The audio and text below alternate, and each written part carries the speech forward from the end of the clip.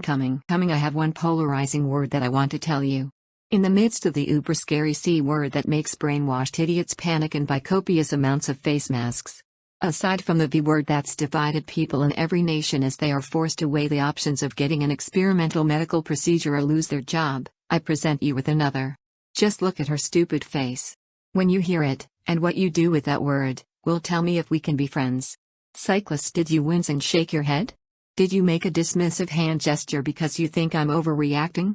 If you did the second one, fuck outta here. I've never been a cyclist. I'm sure some of you are good people, but the majority of you are complete assholes and you need to grow up. This is Australia, the white brown land, or so they say. You know what that means? It means your lycra-covered bony ass cannot ride a piece of tin more than a few kilometers because everything you want is so much further away. You aren't one Ball Armstrong, or whatever his name was.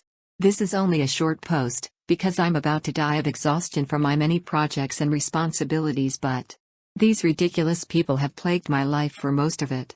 Why do you insist on riding on main and busy roads during peak hours so that a line is created behind you because people are afraid to pass you?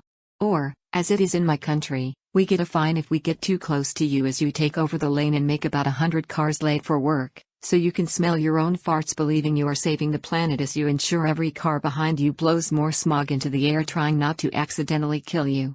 I've seen you ride two abreast, in 4 rows, down a 3-lane main highway of this city, alongside and in front of semi-trailer trucks.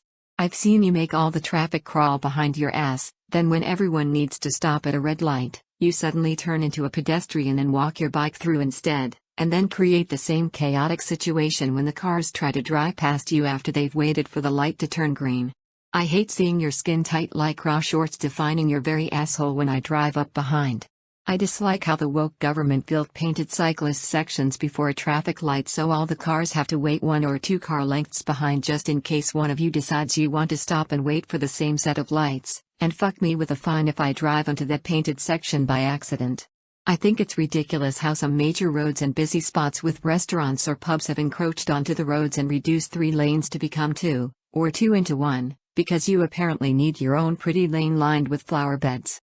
This costs me tax dollars and upheaval while they install it, and those lanes never last. They go on for a handful of meters up the road before they randomly stop and spit your dandy ass back out onto the regular car lanes where we all have to deal with you again. This is not the quaint cobbled backstreets of some old village in Europe. This is a major city.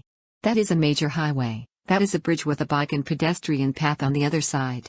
Why didn't you choose to take the side that was catered for you?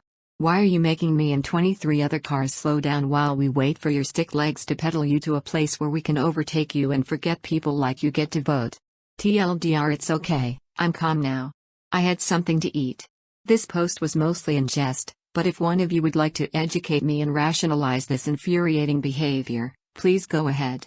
Smile like and sub to my Odyssey, Rumble, YouTube, Insta, or site because you've been to a goldfish funeral held in your bathroom.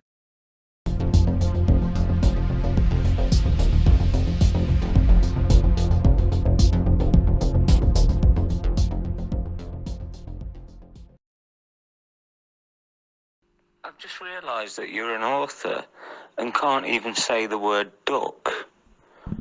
What the fucking hell's up with that?